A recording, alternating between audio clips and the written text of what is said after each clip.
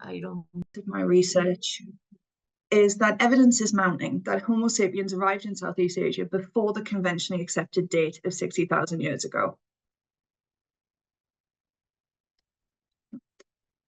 You can see here these are four of many high-impact publications in the last 10 years that have made such sensational dating claims. Now, cave fossil discoveries are not only coming from insular Southeast Asia, they're coming from Wallacea and southern China. Each of these red dots you can see are critical sites providing evidence towards these arguments. Now, the sites that I focus on are Lida Ajer Ngalau Gupin cave. They are in the Padang Highlands of the western section of Sumatra in Southeast Asia. Now, the purpose for choosing these two is that Lida Ajer has the earliest record of early humans in Southeast Asia, and also my group and I found the first and sole presence of Hexaprotodon, which is a pygmy hippo, in Ngalau Gupin. Both of these are dated to around 70,000 years old. However, these dates are notoriously disputed. They could be misleading proxy data because even the most recent research is suffering from the same problems. There's a lack of taphonomic work, and there's a lack of records as to where fossil positions are in the sediment. So you can see here, despite extensive research, this is the sum of the taphonomic and depositional history of Lida Ajer Ngalau Gupin.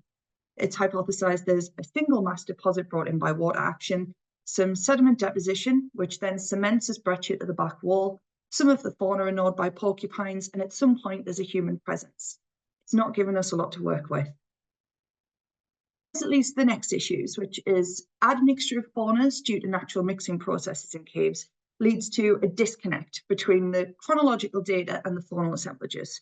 So, for example, what you just saw, that hypothesis, gives you this idea that you have fossil input from natural death and you've got sediment input, and it funnels through into your final death assemblage with some of the fauna going through this processing by porcupines first. But it's much more complicated than that. You can have sediment input and natural death. You can also have carnivore assemblages being input over and over and over again. And as this is filtering through, it enters a primary storage where you add more water and more sediment. You heat it up into tropical temperatures, and this happens over and over again. It then enters a box of secondary storage, if you will, which can re-enter that system over and over again. Some of the material is then lost. Some of it does make it finally into that last assemblage. And again, we've got porcupines altering it at all times. These issues mean that all direct dating methods are susceptible to significant risk of time or habitat averaging. Now, you do get some amazing taphonomic work where we look directly at the fossils and we do a taxonomic example. So in doing this, we managed to break out a bit more of the story. There's multiple deposits in Lida Ajer with an alternating water flow. Yes, there's breccia, but they're being eroded and redeposited older samples into younger.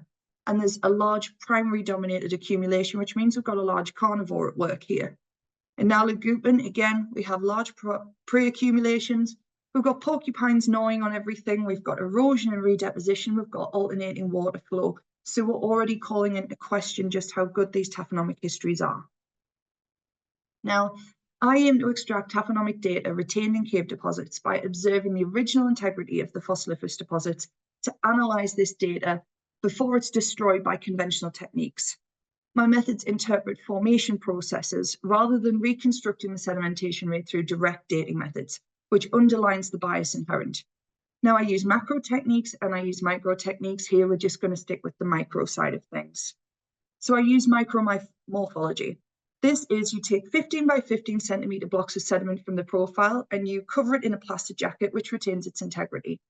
You then unwrap it, you oven dry it, and you pour in a clear resin. This resin block is then cut into glass slides and it can be used as thin sections under the microscope in plain and cross-polarized light. Now, we start with the original hypothesis of Lida Ajer here. Imagine if you just cut a section straight through the middle. So we have what was thought to be a single fluidized mass deposit. You've got a human presence at some point, and you've got porcupines transporting and gnawing on these fossils. We're going to build on this. So this is the first slide, which is the whole slide.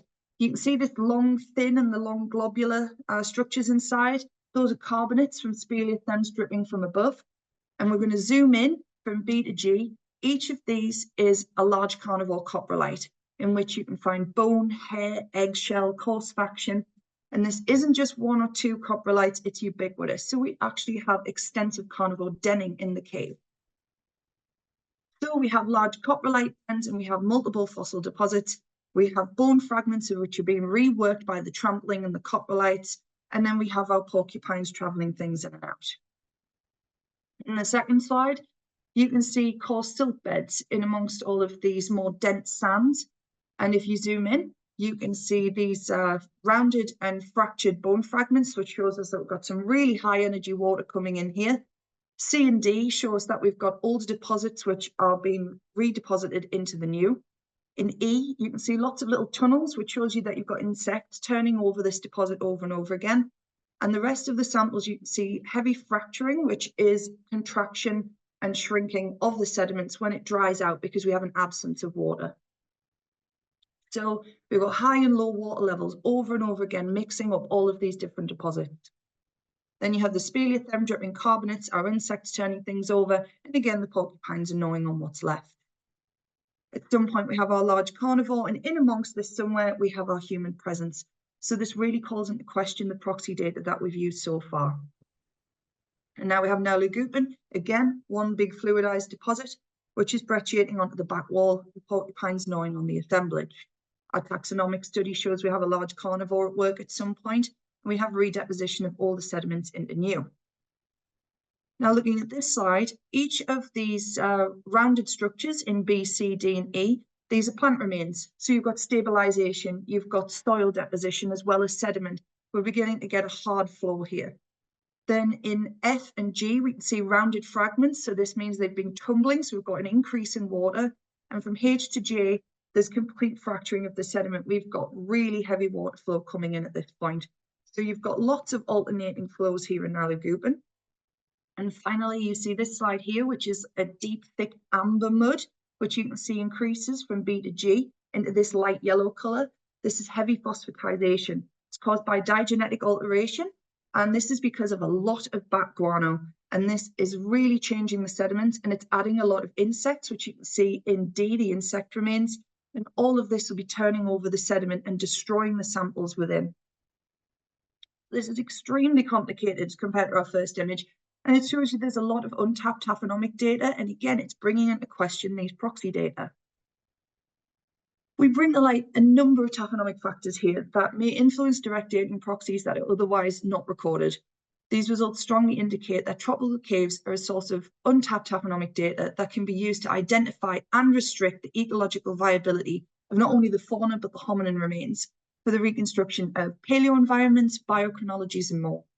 My research outlines evidence for chronological incoherence, which removes the security of high precision dating, and it can inform on the accuracy of previously calculated ages.